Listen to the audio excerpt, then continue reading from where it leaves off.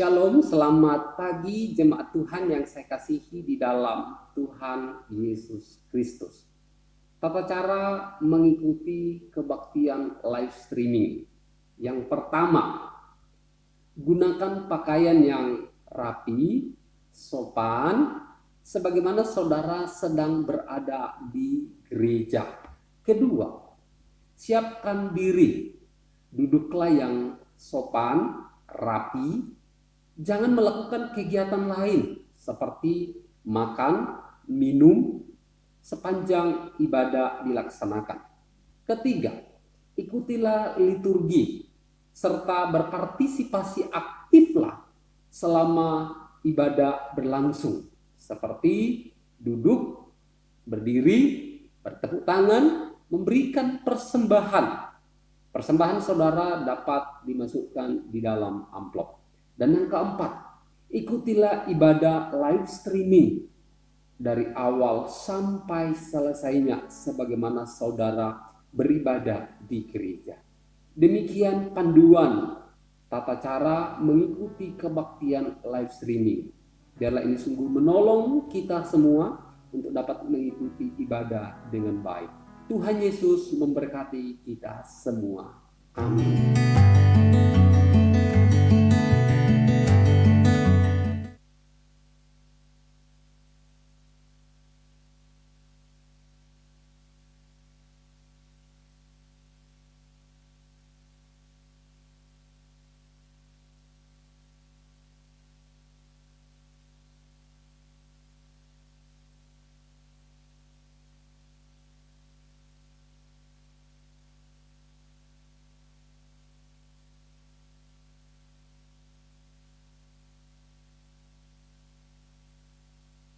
Pagi saudara-saudari yang terkasih dalam nama Tuhan.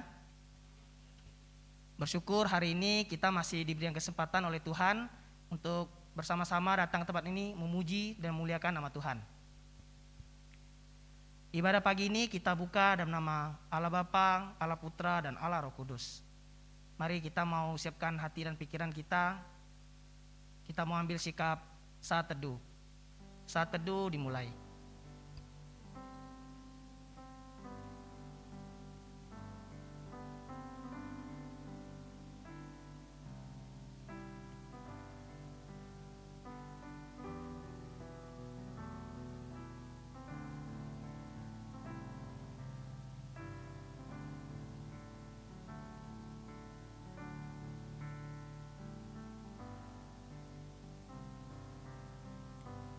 Saat teduh selesai, mari kita bangkit berdiri. Sebab karena kasih karunia kita diselamatkan oleh iman. Itu bukan hasil usaha kita, tetapi pemberian Allah. Mari kita mau memuji dan memuliakan Tuhan kita. Kita mau naikkan pujian, Kupujimu Tuhan.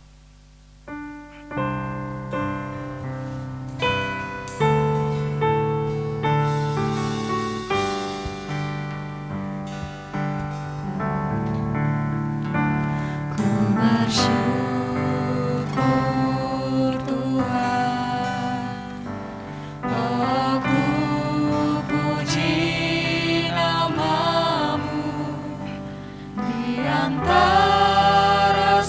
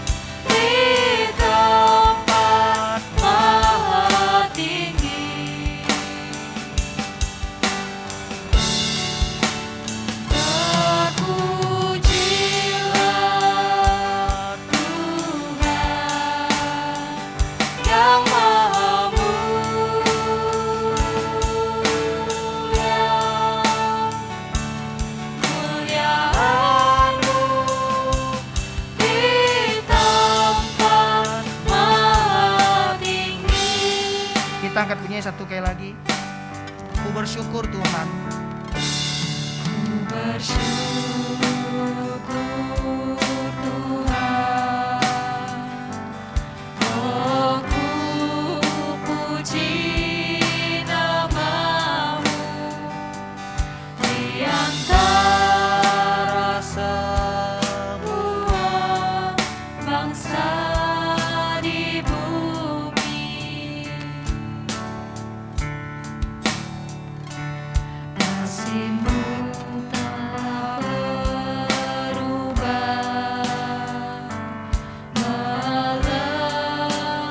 melebihi langit. Kesetiaan-Mu sampai di angkasa tinggi. Terpujilah Tuhan. Terpujilah Tuhan yang Maha Mulia.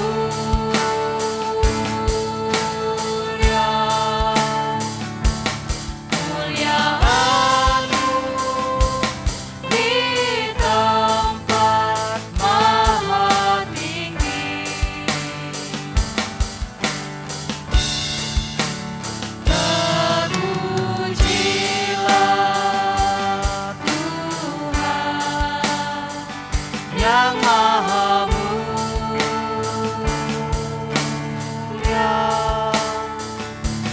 Kemuliaan-Mu di tempat maha tinggi.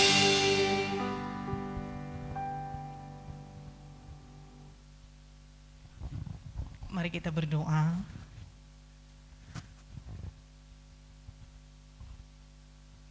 Bapa di surga, kami bersyukur kepada Tuhan karena Tuhan begitu mengasihi kami. Kami melalui hari-hari kami bukan karena kekuatan kami, tetapi karena anugerah Tuhan bagi setiap kami. Hari ini kami boleh hadir untuk beribadah kepada Tuhan bersama dengan saudara-saudari kami. Itu juga anugerah Tuhan. Terima kasih Tuhan. Kami mohon Tuhan menolong kami supaya hati kami tertuju kepada Tuhan, sehingga ibadah yang kami lakukan memuliakan Tuhan dan menguatkan iman kami dalam kami mengiring Tuhan. Terima kasih Tuhan. Ampuni kami dalam segala hal yang kami perbuat, yang kami pikirkan yang tidak memuliakan Tuhan. Mari Tuhan ampuni kami dan layakkan kami di hadapan Tuhan. Dan kami berdoa Tuhan untuk anak-anak Tuhan yang melayani hari ini. Mari Tuhan memberkati mereka dan setiap kami yang hadir. Kiranya sungguh-sungguh keberadaan kami memuliakan Tuhan. Terima kasih Tuhan, kami menyerahkan setiap diri kami dan ibadah kami, pelayanan kami ke dalam tangan Tuhan. Mari Tuhan memberkati. Di dalam nama Tuhan Yesus kami mengucap syukur dan berdoa. Amin.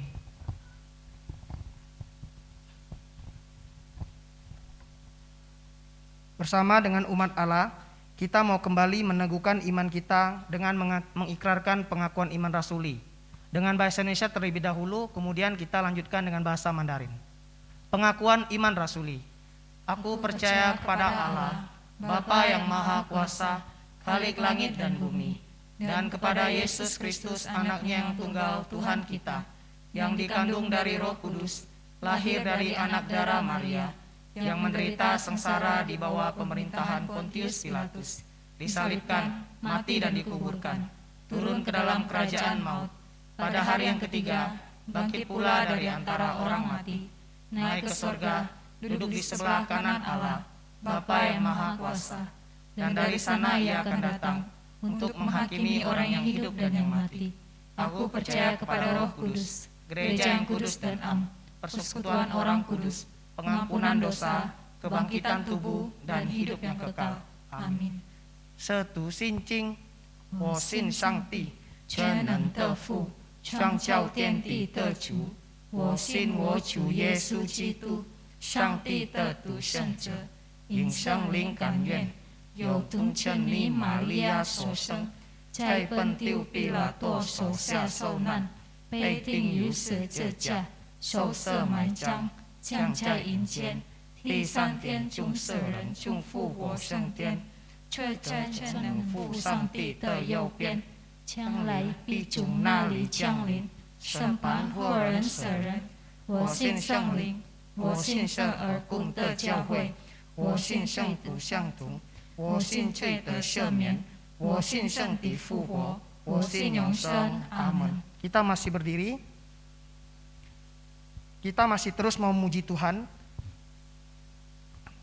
Mari kita bersama, kita mau naikkan pujian Raja Pemenang.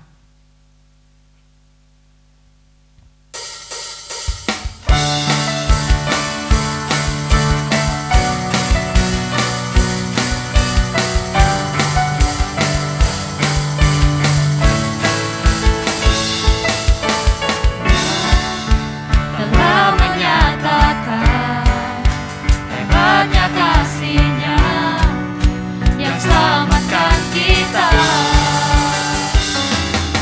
Bahkan Dia beri kuasa bagi setiap kita yang mengandalkan-Nya.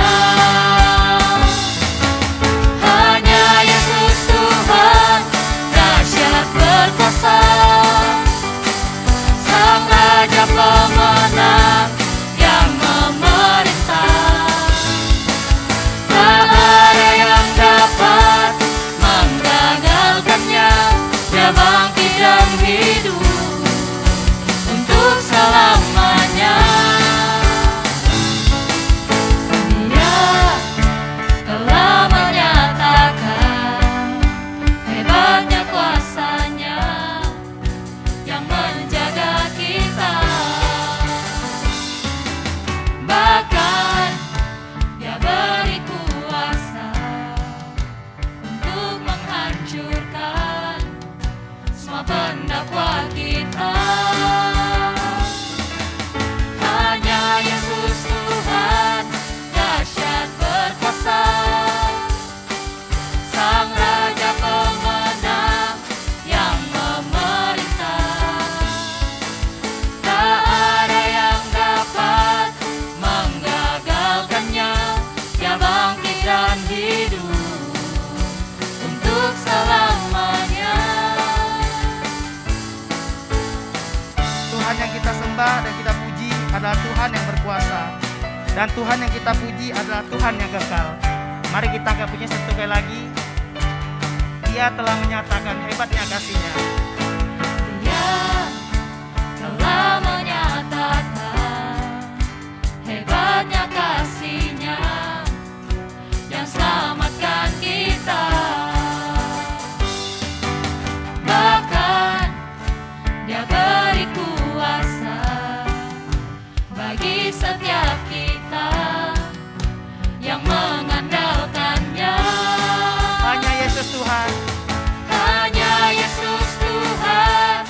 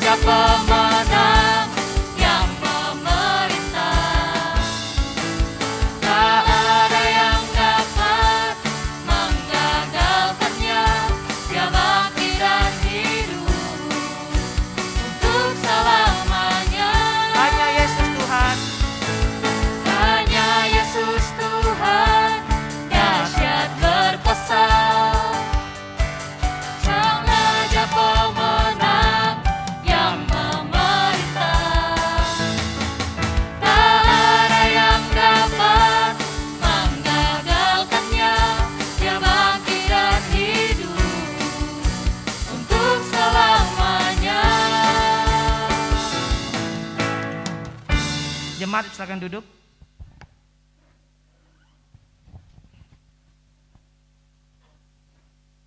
Mari jemaat, kita mau buka Alkitab kita. Kita mau baca Alkitab kita di kitab Ibrani pasal 2 ayat 1 sampai 4.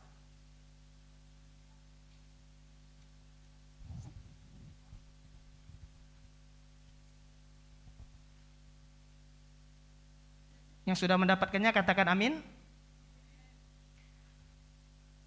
Ibrani pasal 2 ayat 1 sampai 4, kita baca ayat ini bersama-sama ya. 1, 2, 3. Karena itu harus lebih teliti kita memperhatikan apa yang telah kita dengar, supaya kita jangan hanyut di bawah arus. Sebab kalau firman yang dikatakan dengan perantaraan malaikat-malaikat tetap berlaku, dan setiap pelanggaran dan ketidaktaatan mendapat balasan yang setimpal, bagaimanakah kita akan luput jikalau kita menyia-nyiakan keselamatan yang sebesar itu, yang mula-mula diberitakan oleh Tuhan dan oleh mereka yang telah mendengarnya kepada kita dengan cara yang dapat dipercayai, sedangkan Allah meneguhkan kesaksian mereka oleh tanda-tanda dan mujizat-mujizat dan oleh berbagai-bagai penyataan kekuasaan dan karunia Roh Kudus yang dibagi-bagikannya menurut kehendaknya. Bacaan kita sampai sini. Sebentar lagi kita mau mendengarkan firman Tuhan. Sebelum itu mari terlebih dahulu kita mempersiapkan hati dan pikiran kita dengan pujian firman-Mu pelita bagi kakiku.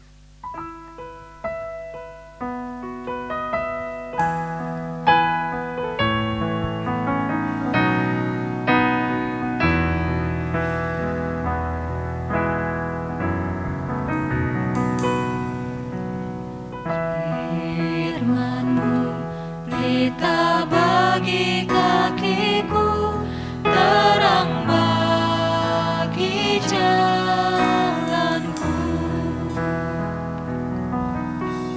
Firman-Mu, pelita bagi kakiku, terang bagi jalanku. Waktu ku bimbang dan hilang jalanku, tetaplah Kau di sisiku, dan takkan ku takut asal Kau di dekatku, besertaku selamanya. Oh, firman-Mu, pelita bagi kakiku, terang bagi jalanku. Kita angkat pujian ini satu kali lagi.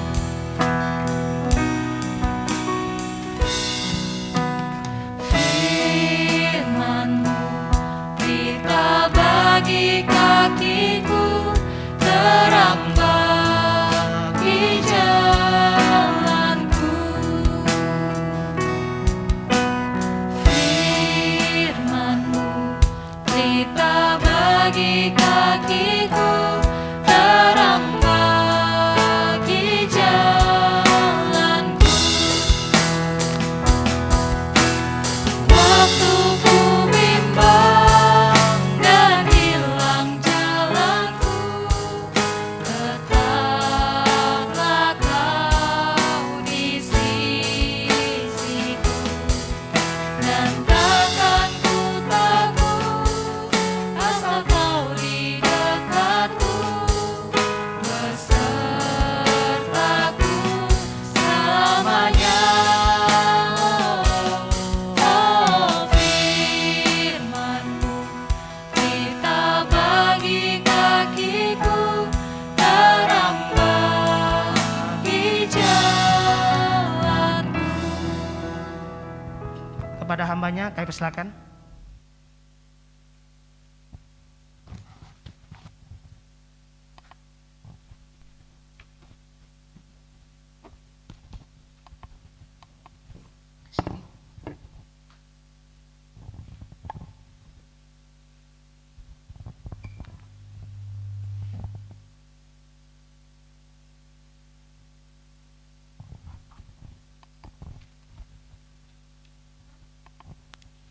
Bapak Ibu, mari kita berdoa.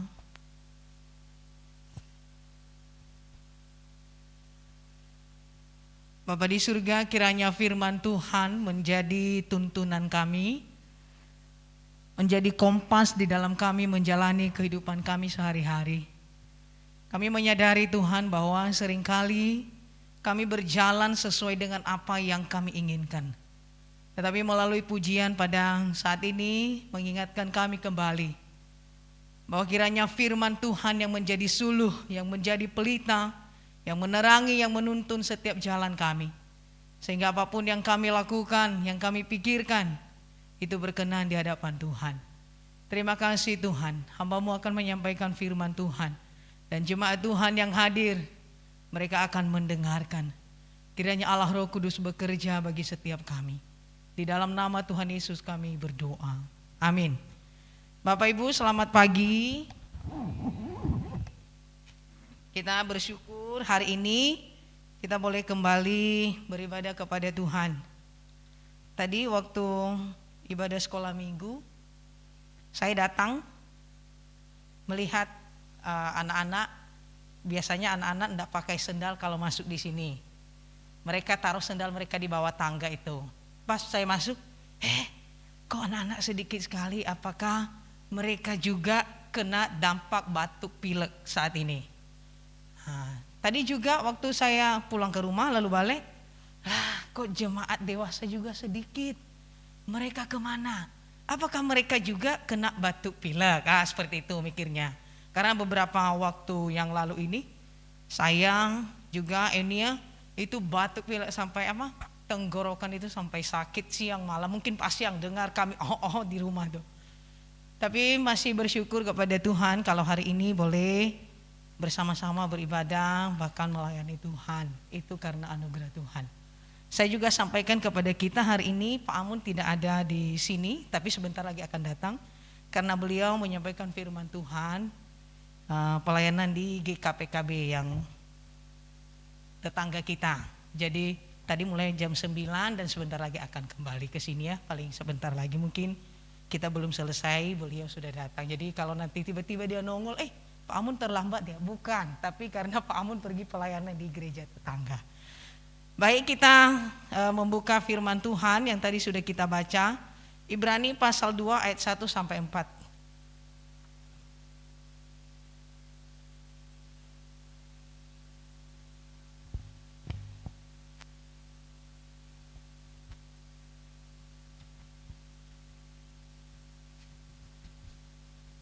Ibrani pasal 2 ayat 1 sampai 4 saya kembali baca, silakan Bapak Ibu simak. Demikian firman Tuhan. Elai memberi judul keselamatan yang besar. Karena itu harus lebih teliti kita memperhatikan apa yang telah kita dengar, supaya kita jangan hanyut di bawah arus. Sebab kalau firman yang dikatakan dengan perantaraan malaikat-malaikat tetap berlaku, dan setiap pelanggaran dan ketidaktaatan mendapat balasan yang setimpal, bagaimanakah kita akan luput jikalau kita menyia-nyiakan keselamatan yang sebesar itu, yang mula-mula diberitakan oleh Tuhan dan oleh mereka yang telah mendengarnya kepada kita dengan cara yang dapat dipercayai, sedangkan Allah meneguhkan kesaksian mereka oleh tanda-tanda dan mujizat-mujizat dan oleh berbagai-bagai penyataan kekuasaan dan karunia Roh Kudus yang dibagi-bagikannya menurut kehendaknya. Bapak Ibu Saudara yang terkasih di dalam nama Tuhan, kita bersyukur karena kita tidak kurang di dalam mendengarkan segala sesuatu mengenai Allah. Yang saya maksud ini adalah firman dibukakan dengan terang kepada kita. Kita dipaparkan dengan terbuka. Disampaikan kepada kita firman Allah itu berdasarkan yang tertulis dalam kitab suci kita, sehingga hal itu dapat menumbuhkan pengertian kita dan menambah pengenalan kita akan Allah. Pada semester ini kita membahas kitab Ibrani, di mana surat ini ditujukan kepada kedua-belas suku yang ada di perantauan, yang berisi mengenai pengulikan kembali atau mengingat kembali siapa Allah itu serta karya-karyanya yang agung dalam kehidupan sejarah manusia. Jadi kalau dalam Ibrani ini dia lebih spesifik tentang kepribadian Allah. Secara khusus 2 minggu yang lalu dan juga minggu hari ini. Kita telah mendengar paparan atau pemaparan mengenai Allah sebanyak 2 kali secara khusus dalam kitab ini. Minggu yang pertama, yang kedua. Namun saya akan kembali merangkum apa yang telah disampaikan kepada kita, maksudnya 2 minggu yang sudah berlalu, dengan tujuan supaya kita dipermudah untuk memahami apa yang disampaikan hari ini. Karena topik hari ini tuh masih sangat erat hubungannya dengan 2 minggu yang berturut-turut. Jadi kalau misalkan ada Bapak Ibu yang tidak hadir minggu pertama atau minggu kedua, itu akan sulit untuk mengkoneksi dengan yang minggu ini, karena ini masih berkaitan erat, ada hubungan yang sangat erat gitu ya. Jadi di dalam pertemuan pertama itu menjelaskan mengenai Allah yang tidak kelihat, yang ada di tempat yang jauh di sorga itu, telah memperkenalkan atau menyatakan diri melalui nabi-nabi di perjanjian lama. Jadi kalau dulu itu Allah itu sangat sulit untuk kita mengerti, sangat sulit untuk kita tahu siapa itu Allah, karena ya hanya mendengar dari kata-kata nabi. Jadi Allah berfirman kepada nabinya atau kepada hamba Tuhan untuk disampaikan kepada umatnya. Seperti itu cara memperkenalkan atau menyatakan dirinya. Terus yang kedua, Allah juga menyatakan diri melalui malaikat-malaikat. Banyak kan dalam perjanjian lama itu, Tuhan mengirim malaikat kepadanya untuk berbicara seperti demikian. Jadi cara itu dipakai Allah untuk menyatakan dirinya supaya orang boleh mengenal Allah yang sangat jauh di sorga itu. Lalu tidak hanya sampai di situ. Allah menyatakan diri atau memperkenalkan diri melalui perkataan nabi disampaikan kepada umat, juga bukan hanya melalui malaikat yang menyampaikan pesan Allah kepada umat, tetapi Allah juga menyempurnakan penyataan dirinya dengan menjadi manusia, yaitu Yesus Kristus yang kita kenal saat ini, yang sering kita dengar, Yesus Kristus, Yesus yang datang ke dalam dunia, Yesus yang mati di kayu salib. Jadi cara Allah itu ada banyak sekali untuk menyatakan dirinya dengan tujuan supaya manusia boleh mengenal Allah. Nah, di dalam Yohanes pasal 1 ayat 1 dikatakan, pada mulanya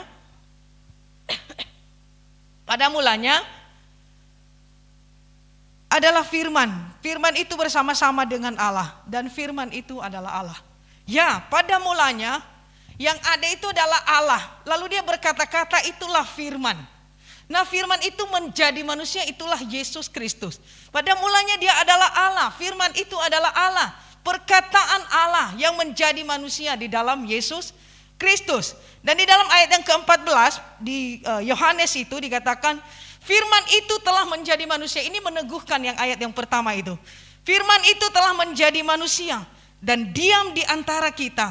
Dan kita telah melihat kemuliaannya, yaitu kemuliaan yang telah diberikan kepadanya sebagai anak tunggal Bapa, penuh kasih karunia dan kebenaran. Bapak Ibu yang dikasihi Tuhan, dalam ayat ini akan timbul pertanyaan, mengapa Yesus Kristus atau Allah itu harus menjadi manusia? Bapak Ibu Saudara yang terkasih dalam nama Tuhan, ini hal yang sangat prinsip dan harus kita pahami, bahwa hanya karena dengan Allah itu menjadi manusia sejati di dalam Yesus Kristus, dia dapat menggantikan manusia memikul hukuman dosa.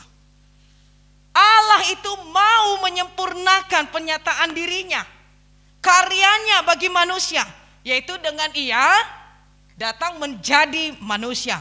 Di dalam Filipi pasal 2 ayat yang ke-5 sampai ke-8, mari kita baca. Filipi yang kedua, ayat yang ke-5 sampai yang ke-8. Saya baca seperti ini firman Tuhan.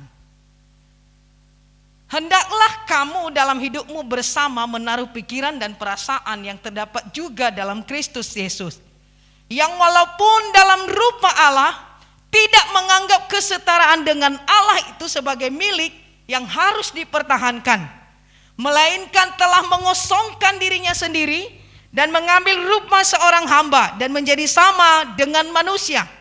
Dan dalam keadaan sebagai manusia, ia telah merendahkan dirinya dan taat sampai mati, bahkan sampai mati di kayu salib.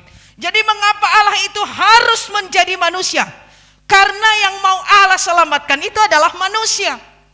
Ia tidak mempertahankan kealahannya di surga, tetapi ia mau datang ke dalam dunia menjadi manusia sama seperti kita. Hanya bedanya ia tidak berdosa. Karena hanya dengan cara demikianlah Allah dapat menggantikan manusia memikul hukuman dosa. Dengan cara demikian, manusia bisa melihat karya Allah yang agung, karya Allah yang besar. Bahwa Allah itu begitu mengasihi manusia. Ia berbelas kasihan kepada manusia. Manusia harus diselamatkan. Jadi ia datang ke dalam dunia menjadi manusia.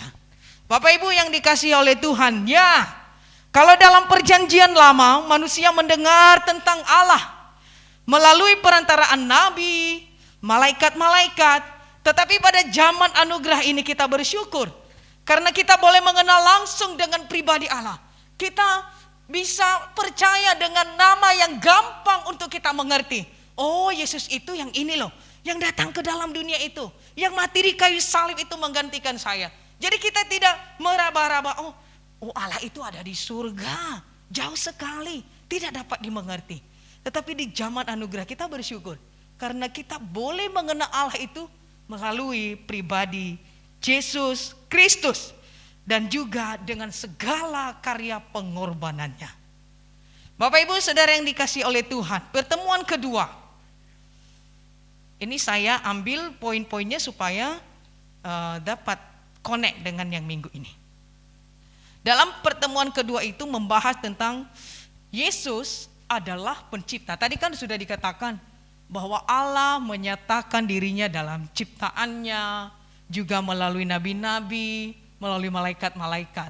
Terus dalam yang minggu kedua itu, bahwa Allah yang menjadi manusia itu, Yesus itu, dia adalah pencipta. Dia bukan ciptaan. Yesus yang mengadakan semua menjadi ada.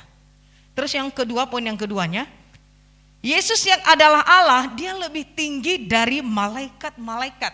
Kalau tadi di minggu pertama sudah disampaikan bahwa Allah menyatakan dirinya melalui malaikat, salah satunya. Karena malaikat itu adalah pelayan Allah, dia bukan Allah. Jadi kita tidak menyembah malaikat.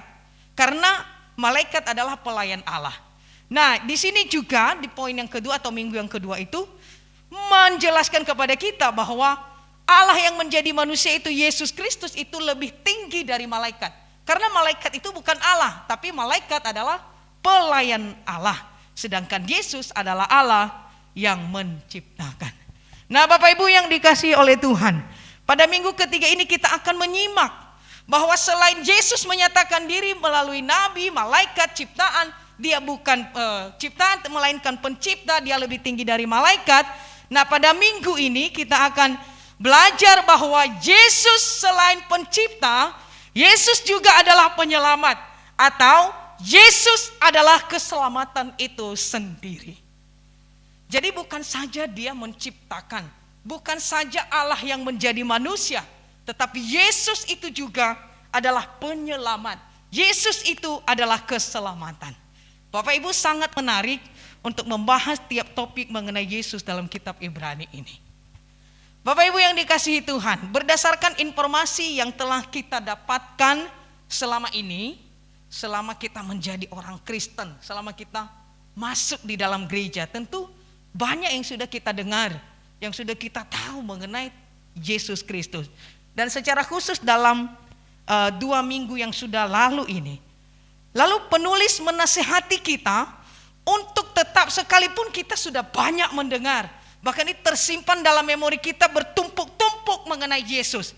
Tetapi penulis dalam ayat yang pertama pasal yang kedua ini menasihati kita untuk tetap atau lebih teliti di dalam memperhatikan apa yang telah kita dengar. Jadi kenapa? Bukankah kita itu sudah mendengar banyak?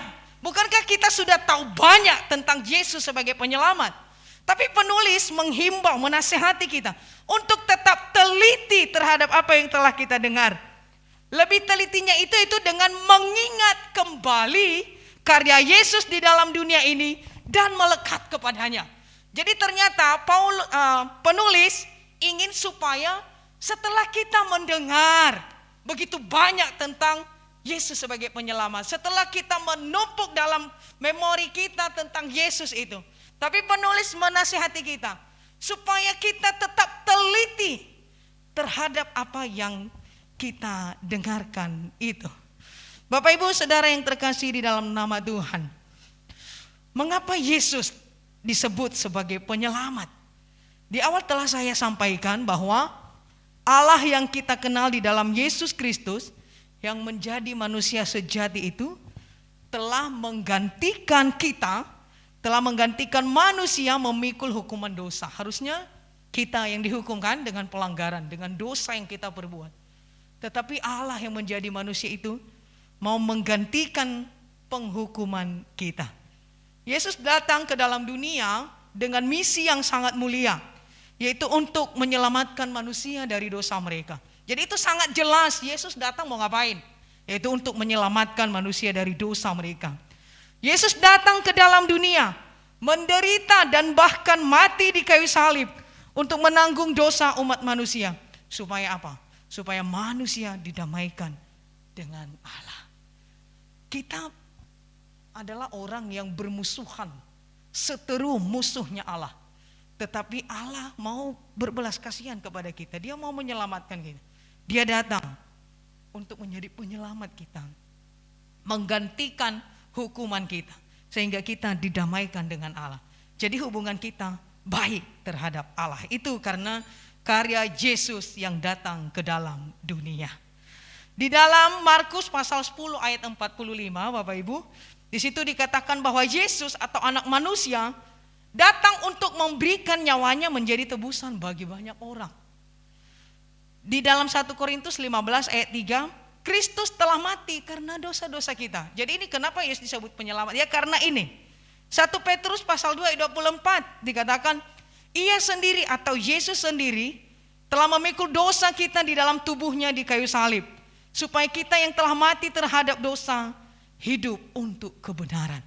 Jadi kenapa dalam minggu ini disebut Yesus sebagai penyelamat? Yaitu karena semua karyanya yang telah ia kerjakan bagi kita.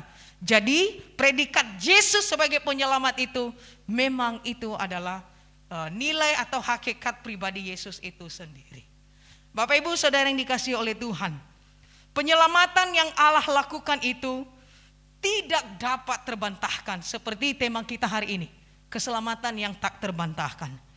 Karya pengorbanan, karya yang agung yang dilakukan Yesus itu tidak dapat terbantahkan, tidak dapat diabaikan. Bahkan apalagi kalau ditinggalkan. Karena Allah atau Yesus sendiri mengerjakannya dengan sempurna. Ia berulang-ulang menyatakan dirinya dan bahkan menggenapinya langsung melalui diri Yesus Kristus sampai pada kematiannya. Tadi mengapa saya bilang bahwa minggu pertama, minggu kedua sangat erat hubungannya dengan ini. Ya, ini jawabannya. Bahwa keselamatan yang Allah kerjakan itu tidak terbantahkan. Karena ia melakukannya dengan sempurna. Tidak bisa diabaikan, apalagi ditinggalkan. Karena kenapa? Allah telah mengerjakan dengan sempurna. Ia menyatakan dirinya berulang-ulang. Supaya apa? Supaya manusia memahami maksud Allah itu dalam kehidupan manusia itu sendiri. Bapak Ibu Saudara yang dikasihi oleh Tuhan, berdasarkan yang telah dikerjakan olehnya, masih adakah keraguan dalam diri kita untuk mempercayainya? Allah sudah melakukan banyak hal, menyatakan diri dengan banyak cara, supaya manusia paham, supaya manusia mengerti, supaya manusia itu percaya. Nah, dari kita pihak manusia, masihkah kita meragukan karya Allah itu di dalam hidup kita? Dalam mata hukum, sebuah perkara akan menjadi sah jika disaksikan oleh 2 atau 3 orang ya. Jadi misalnya kalau saya tidak pernah masuk ke pengadilan ya Bapak Ibu, tapi kalau saya lihat di televisi kalau ada satu perkara itu bisa diproses atau dianggap sah untuk diproses kalau sekiranya ada saksi minimal 2 atau 3 orang. Nah, terlebih lagi firman Tuhan Injil yang telah dikerjakan oleh Allah. Bukan saja 1, 2, 3 ia menyatakan dirinya, tetapi berulang-ulang kali. Itu disaksikan oleh sejarah, ditulis oleh sejarah, dan disaksikan oleh orang-orang percaya, nabi-nabi Tuhan, anak-anak Tuhan, dan diteguhkan oleh kuasa Roh Kudus. Masihkah kita kurang percaya akan hal itu? Bapak Ibu yang dikasihi oleh Tuhan, mari kita sungguh-sungguh untuk mempercayai karya Allah di dalam kehidupan kita. Karena yang Allah kerjakan itu sempurna adanya. Jadi Bapak Ibu yang dikasihi Tuhan, kalau karya penyelamatan yang Yesus lakukan tak terbantahkan, tidak dapat diabaikan, dan juga tidak dapat ditinggalkan, tapi mengapa penulis menyarankan atau menasihati kita dalam ayat 1 ini supaya kita tetap teliti dengan semua yang kita dengar? Tadi kan di ayat pertama ya, kan keselamatan yang Tuhan kerjakan itu tidak bisa terbantahkan karena itu sejarah mencatatnya dan anak-anak Tuhan menyaksikannya, dan terlebih Roh Kudus memberi peneguhan bagi setiap orang percaya. Tapi mengapa penulis menyuruh kita untuk lebih teliti? Nah Bapak Ibu, jika kita telah mendengar, menerima, serta mempercayai akan Yesus Kristus Sang Juru Selamat, maka sesungguhnya ada tuntutannya bagi kita masing-masing, yaitu bagaimana kita memperhatikan. Jadi ini yang dimaksud dengan teliti itu, memperhatikan setiap firman-Nya, meneliti firman-Nya, dan yang tidak kalah penting adalah melakukan firman-Nya. Mendengar, tahu maksudnya dalam pikiran, saya mendengar tentang Yesus karena saya sudah lama menjadi Kristen misalnya, dan menerima karya Yesus, tidaklah cukup sampai di situ.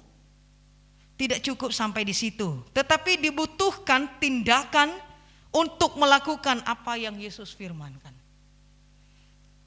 Bukankah begitu banyak orang yang telah mendengar nama Yesus? Banyak sekali yang mendengar tentang nama Yesus. Bahkan tetangga-tetangga kita, mereka tahu nama Tuhan kita Tuhan Yesus. Bahkan juga ada orang-orang tertentu yang telah menginjakkan kakinya di gereja. Bahkan lebih parahnya itu ada orang-orang yang telah mengecap kebaikan Tuhan dan aktif di gereja, tetapi ia tidak mengalami perubahan yang signifikan di dalam kehidupannya. Pemahamannya ya hanya segitu-gitu saja. Semua hal itu disebabkan oleh karena tidak teliti atau lebih kepada mengabaikan firman Allah. Jadi kembali saya sampaikan bahwa bukan hanya kita yang pernah mendengar tentang Yesus. Ada banyak bahkan yang tidak ke gereja pun pernah mendengar tentang Yesus. Tetapi kenapa mereka itu tidak bisa untuk percaya? Bahkan yang sudah ke gereja pun kadang pemahamannya segitu-gitu aja. Ketika sakit masih pergi kemana-mana. Ketika ada masalah masih pergi kemana-mana. Padahal itu firman Tuhan itu terus disampaikan kepada kita. Hal itu kenapa? Karena mengabaikan atau tidak teliti terhadap firman Allah. Bapak Ibu Saudara yang terkasih di dalam nama Tuhan, baiklah kiranya kita memperhatikan apa yang telah kita dengar dan kita terima, karena hal ini memiliki tujuannya. Jadi penulis memiliki tujuan ketika ia berkata, kamu harus teliti dengan semua yang kamu dengar itu, mengenai karya Yesus itu, mengenai pengorbanan Allah itu dalam hidupmu. Kamu harus teliti supaya apa? Di ayat 1 bagian B dikatakan, supaya kita jangan hanyut di bawah arus. Ini yang penting nih Bapak Ibu, sangat penting sekali. Bahwa ternyata mengenal, tahu begitu saja tidak hanya sampai di situ, tidak cukup. Tetapi kita harus memperhatikan, jangan mengabaikan firman Allah.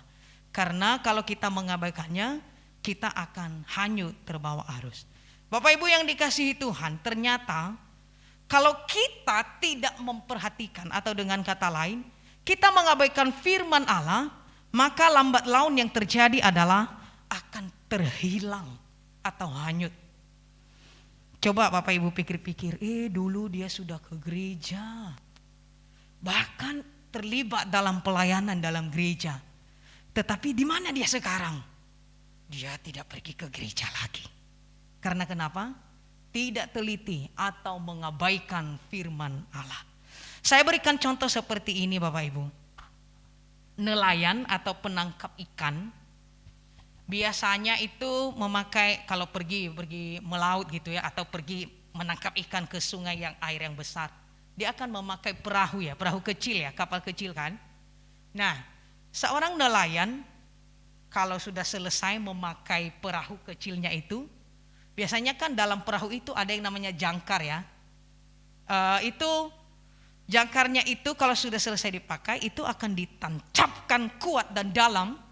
Tujuannya supaya kalau sekiranya terjadi banjir, kan pemilik perahu itu nggak ada di situ nih, dia nggak bisa menolong perahunya tuh, menyelamatkan perahunya. Jadi sekiranya banjir, perahu itu tidak akan hanyut dibawa oleh banjir. Nah demikian juga dengan kekristenan kita, seperti jangkar itu, kalau tidak tertancap dalam kepada Yesus Kristus, tidak berpaut melekat kepada Yesus Kristus, maka yang terjadi apa Bapak Ibu? Kalau kapal tadi tidak tertancap kuat, apa yang terjadi kalau banjir? Hanyut. Kalau orang Kristen hanyut ya? Nggak hanyut ya, emang kita di Kapuas bukan hanyut yang dimaksud seperti hanyutnya kapal. Tapi lambat laun kita akan apa? Kita akan mulai pelan-pelan mundur teratur, nggak ke gereja lagi, mulai tidak berdoa, apalagi buka Alkitab. Nah gitu. Jadi Bapak Ibu Saudara yang terkasih di dalam nama Tuhan, seseorang yang sudah percaya, yang menerima tentang karya keselamatan yang Allah kerjakan, kiranya tertancap dalam kuat teguh, supaya kita tidak mudah diombang-ambingkan. Mungkin itu kesehatan, masalah kesehatan. Kalau kita hanya ya sekedar seperti nelayan itu tadi, sekedar aja ambil tali, udahlah ikat di situ di ranting yang ada di pinggir sungai itu, ya celaka kalau banjir ya hanyut. Demikian juga kekristenan kita. Kalau kita hanya tahu dalam pikiran kita dan kita tidak tertancap kuat, kita mengabaikan firman Allah, lambat laun kita juga akan hanyut, hilang, mundur teratur. Tidak kelihat lagi. Ditunggu seminggu, 2 minggu, sebulan, setahun, bertahun-tahun sampai beranak pinak, beranak cucu. Tidak pernah kelihat lagi. Itu orang-orang yang mengabaikan firman Allah.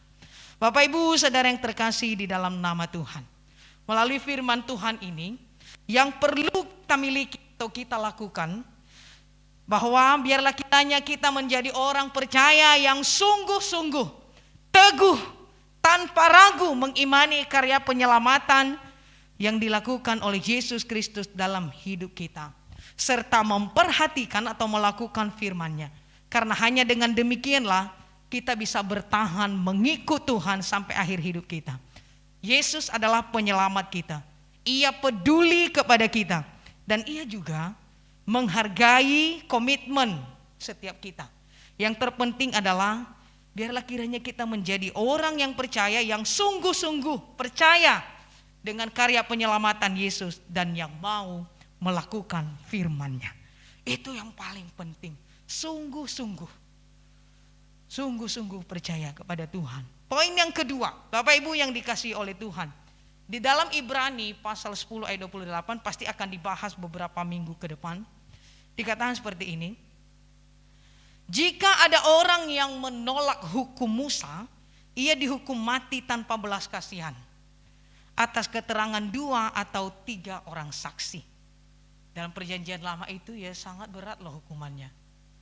Bahkan pada hari Sabat pun, misal hari Sabat itu orang tidak boleh, misalnya ada peliharaannya, misalnya kambingnya atau sapinya terjerumus di dalam jurang, itu tidak boleh ditolong. Itu berdosa, itu sudah bekerja. Jadi pasti ada hukumannya dan banyak hal lagi contoh lain. Nah demikian juga halnya dengan Injil yang telah menyelamatkan kita. Itu akan dituntut pertanggungjawaban kepada kita masing-masing. Apakah kita sudah melakukannya atau tidak? Dalam Filipi pasal 2 ayat yang ke-12 dituliskan seperti ini, saya sudah salin. Hai saudara-saudaraku yang kekasih, kamu senantiasa taat, Karena itu tetaplah kerjakan keselamatanmu dengan takut dan gentar. Bukan saja pada waktu aku masih hadir, tetapi terlebih pula sekarang waktu aku tidak hadir. Bapak Ibu Saudara yang terkasih dalam nama Tuhan, kita garis bawahi kata atau kalimat tetaplah kerjakan keselamatanmu. Di dalam kehidupan kita, kita harus melibatkan Tuhan. Jadi itu yang tadi di poin pertama itu, bahwa tidak hanya sekedar kita tahu tentang Yesus, tentang karyanya itu, tetapi melibatkannya dalam segala aspek hidup kita. Dalam kita bertani, di dalam kita bekerja, dalam kita mengajar, dalam buka usaha. Dalam segala hal kita harus melibatkan Tuhan. Supaya kita bisa mengukur, oh saya sudah sejauh ini, saya sudah bisa melakukannya seperti ini. Bapak Ibu yang dikasihi oleh Tuhan, kita harus melibatkan Yesus dalam segala aspek kehidupan kita. Sehingga firman yang telah kita terima dapat terukur. Apakah kita telah melakukannya atau belum. Dalam arti kita harus siap membayar harga dalam mempertahankan iman dalam Yesus Kristus. Bayar harga dalam mempertahankan iman dalam Yesus Kristus. Jadi kalau bukan hanya sekedar di pikiran, maka di dalam tindakan nyata kita pun ketika kita melibatkan Yesus, kita akan berani mengutamakan iman kita. Oh, kalau hari ini saya mulai kendor, saya harus mulai semangat lagi. Karena kita harus memprioritaskan iman kita. Kata Filipi ini bahwa harus mengerjakan keselamatan. Mengerjakan keselamatan itu bukan kita berbuat baik nanti selamat masuk surga, bukan itu yang dimaksud. Tetapi karena Allah telah menyelamatkan kita, telah memikul hukuman dosa kita, kita menjadi orang yang percaya karena anugerah Tuhan. Sudah Tuhan gantikan kita. Kita nggak dihukum lagi, Tuhan yang dihukum karena kita. Nah setelah itu dia katakan responmu, yaitu ya kamu harus melibatkan Tuhan di dalam segala aspek hidupmu. Responmu yaitu melakukan yang benar, melakukan yang baik. Itu yang dimaksud dengan mengerjakan keselamatan. Jadi Tuhan sudah beri keselamatan, maka kita harus mengerjakannya, meresponnya sebagai ucapan syukur. Jadi kalau Bapak Ibu memberi persembahan, melayani Tuhan, menolong orang lain, itu bukan supaya engkau diselamatkan, tetapi kebalikannya, karena engkau telah diselamatkan, maka kamu harus berbuat baik. Itu sebagai bukti bahwa engkau telah menerima dan percaya akan karya penyelamatan Allah itu di dalam kehidupanmu. Kata Filipi, kerjakan keselamatanmu. Libatkan Tuhan dalam segala aspek hidupmu. Maka kamu akan tahu, oh ini nih bisa terukur, saya sudah sampai di sini, bukan hanya tahap di pikiran, tetapi saya sudah melibatkan Tuhan dalam kehidupan saya. Jadi kita mampu membayar harga untuk mempertahankan iman di dalam Yesus Kristus. Bapak Ibu Saudara yang terkasih dalam nama Tuhan, saya bersyukur karena ada di tengah-tengah Bapak Ibu di tempat ini. Saya juga bersyukur karena Bapak Ibu semangat untuk beribadah kepada Tuhan. Tetapi lebih lagi Tuhan akan senang kalau kita setia sampai akhir hidup kita. Kiranya firman Tuhan memberkati kita hari ini. Mari kita berdoa.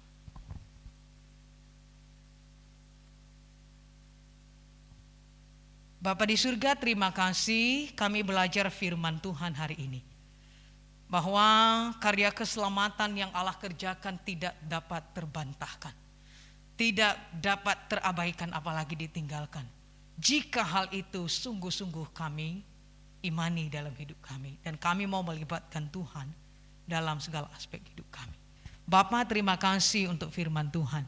Biarlah kiranya Allah Roh Kudus bekerja dalam hati setiap kami. Supaya kami boleh memahami, boleh melakukan firman Tuhan itu. Kami sungguh-sungguh mengimani karya penyelamatan-Mu. Dan juga kami siap membayar harga untuk mempertahankan iman kami kepada Yesus Kristus. Terima kasih Tuhan. Kami bersyukur kepadamu hanya di dalam nama Tuhan Yesus. Amin.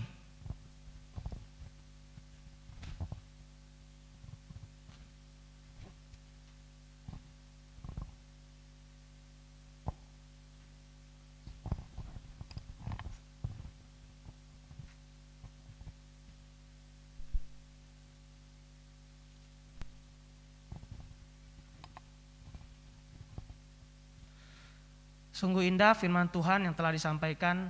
Kiranya firman Tuhan yang kita dengar boleh menjadi berkat buat kita semua. Untuk meresponi firman Tuhan, kita mau angkat pujian Juru Selamatku. Pada pengulangan lagu, petugas persembahan dipersilakan untuk menjalankan kantong persembahan.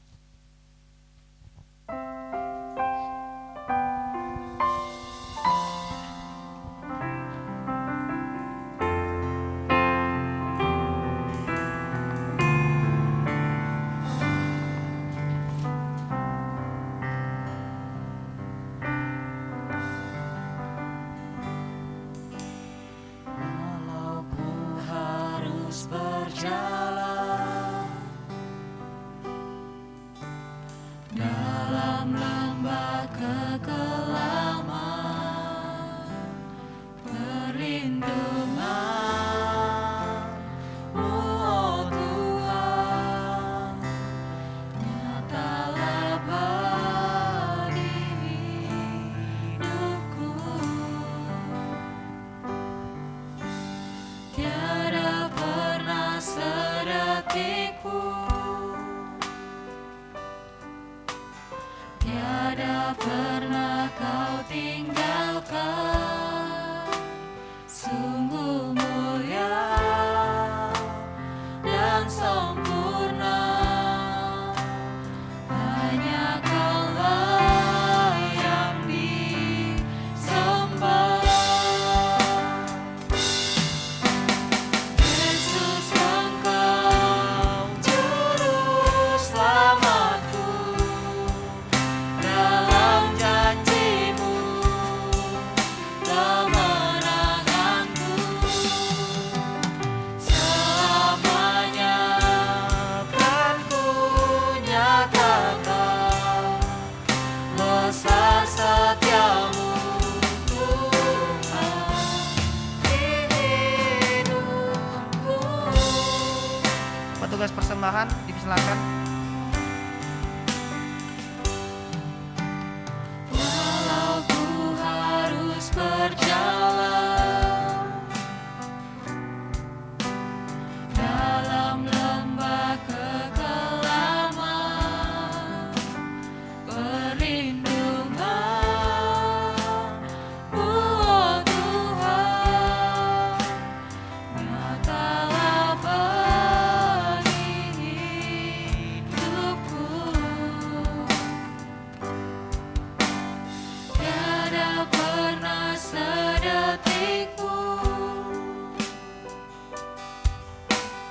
tiada pernah Kau tinggalkan. Sungguh mulia dan sempurna, hanya Kaulah yang disembah.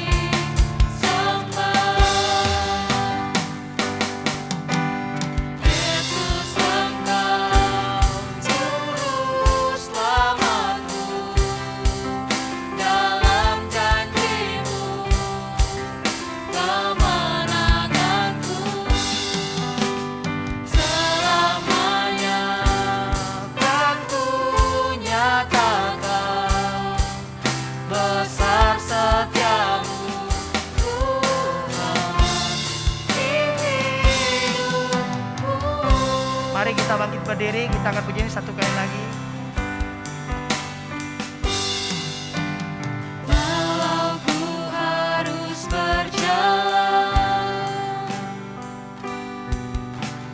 dalam lembah kekelaman, perlindungan-Mu, oh Tuhan, nyatalah bagi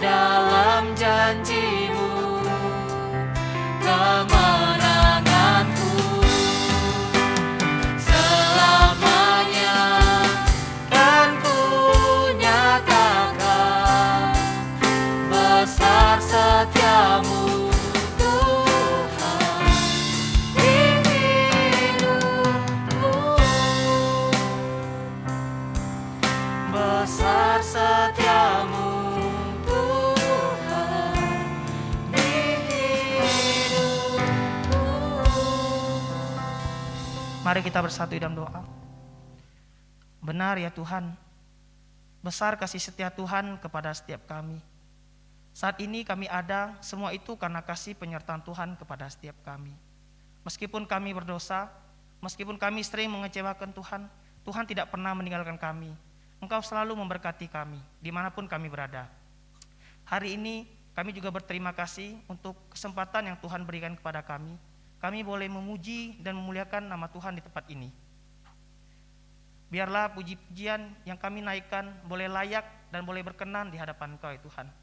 Kami sudah mendengarkan firman-Mu.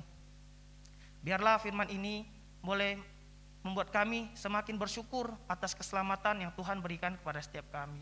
Kami juga berdoa untuk persembahan yang sudah kami jalankan. Mohon Tuhan berkati, mendukung terus gereja ini hanya untuk memperluas kerajaan Tuhan. Berkati kami ya Tuhan. Kami serahkan waktu selanjutnya ke dalam tangan-Mu. Hanya di dalam nama Tuhan Yesus kami berdoa dan bersyukur. Amin. Jemaat silakan duduk.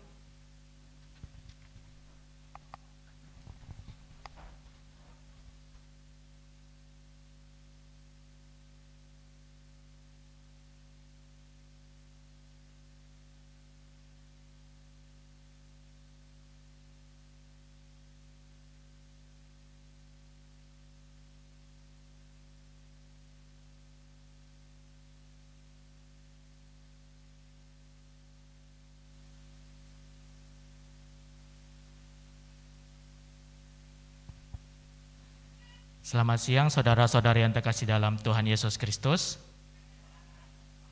Sangat bersyukur sekali di mana jemaat pada pagi hari ini boleh beribadah kepada Tuhan. Meskipun dalam kondisi masih pandemi, kita tetap boleh menjaga kesehatan kita dan kita tetap boleh menjaga jarak dan tetap memakai masker. Sehingga di mana kita boleh tetap sehat selalu dan pada minggu depan kita juga boleh kembali tempat ini untuk beribadah. Dan saya juga ingin bertanya, apakah ada di antara saudara-saudari yang baru pertama kali hadir di tempat ini? Jika ada, kita persilakan untuk berdiri di tempatnya. Apakah ada?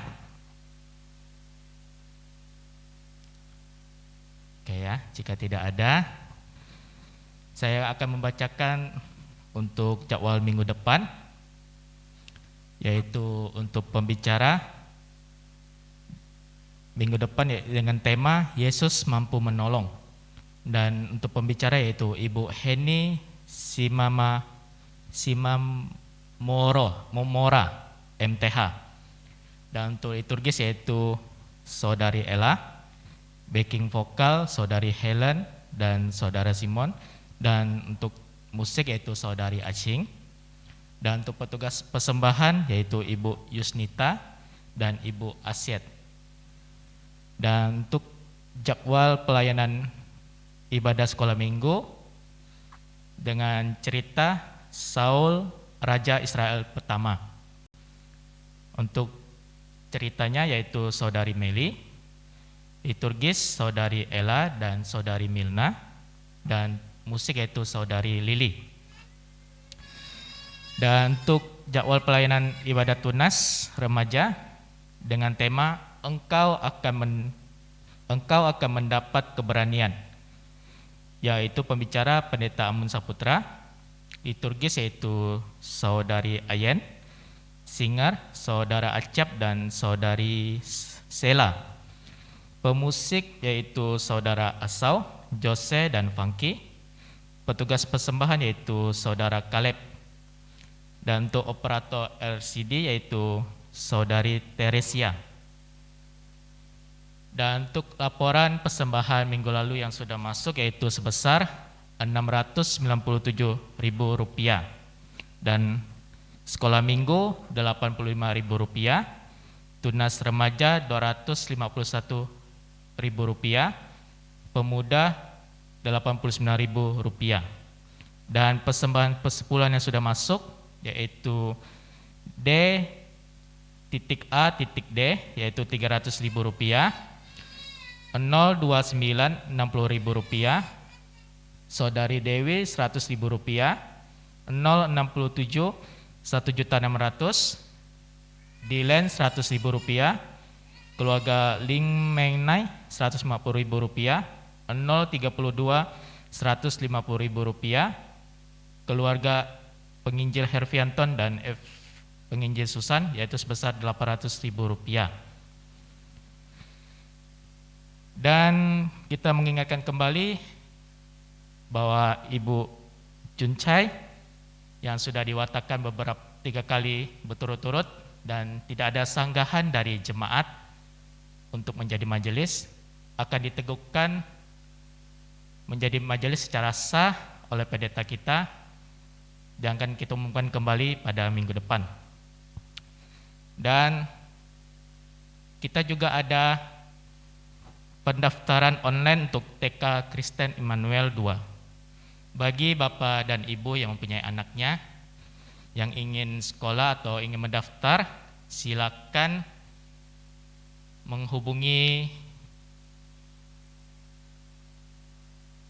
langsung menghubungi Ibu Afin ya. Kita juga ada tempelkan pendaftaran online ini di mading, jadi Bapak dan Ibu bisa lihat di mading kita apa-apa saja syaratnya agar bisa mendaftar secara online. Dan untuk laporan keuangan kita silakan majelis Aliom.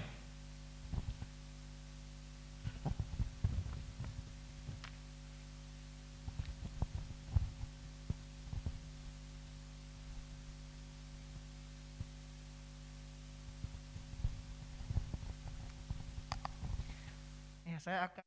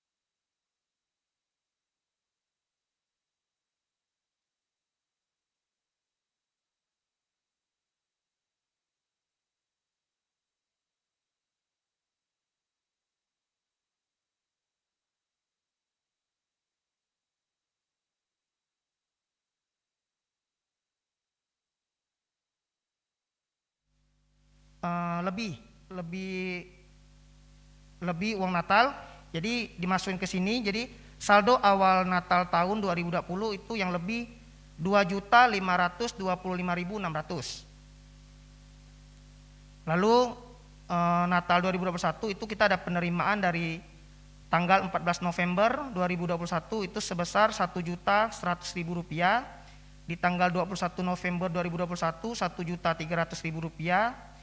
Tanggal 28 November 2021 Rp5.505.000. Tanggal 5 Desember 2021 sebesar Rp3.965.000. 12 Desember 2021 itu sebesar Rp8.681.300. Tanggal 19 Desember 2021 Rp1.060.000. Kemudian ada kolekte ibadah Natal umum Rp1.778.000. Kolekte ibadah Natal tunas remaja Rp583.000. Jadi total penerimaan di tahun 2021 itu sebesar Rp26.007.300. Lalu ditambah dengan saldo awal Natal tahun 2020 Jadi total semuanya Rp28.532.900. Untuk pengeluaran Natalnya itu ada paket hadiah lomba dan apresiasi sekolah minggu itu sebesar Rp2.246.480. Untuk tunas remaja Rp355.500. Apresiasi hamba Tuhan, pengurus, cleaning service dan supir Rp4.095.700. Souvenir pembicara Rp500.000. Door prize Rp297.500. Konsumsi Natal umum dan tunas remaja Rp5.945.000. Biaya dekorasi Rp953.200. Biaya atribut tarian Rp701.250. Terus ada pembelian 1 set speaker Wisdo Rp10.400.000. Terus pembelian 1 set mic Ashley Rp3.700.000. Terus ada pembelian 1 unit stand speaker itu Rp200.000. Terus pembelian 1 buah stand mic seharga Rp170.000. Dan terakhir pembelian 4 buah busa mic itu Rp40.000. Jadi total pengeluarannya adalah sebesar Rp29.604.630. Jadi total defisit Natal tahun 2000, jadi totalnya kita defisit adalah sebesar Rp1.071.730. Sekian laporan keuangannya.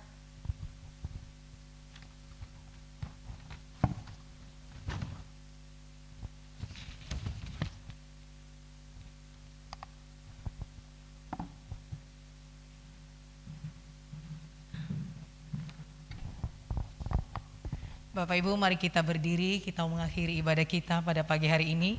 Kita mau menaikkan pujian doksologi, dilanjutkan dengan doa berkat dan pujian. Amin.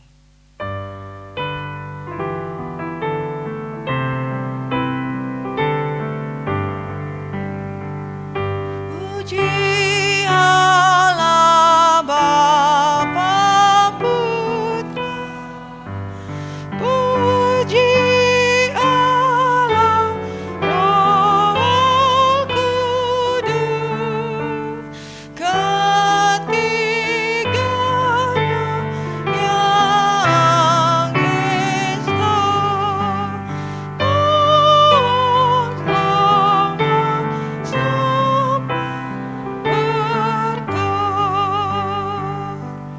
Bapak Ibu, terimalah berkat. Kiranya Allah meneguhkan iman kita di dalam Yesus Kristus sehingga memampukan kita untuk membayar harga di dalam mengikutnya. Dan kiranya Allah Roh Kudus menolong kita untuk hidup memuliakannya. Amin.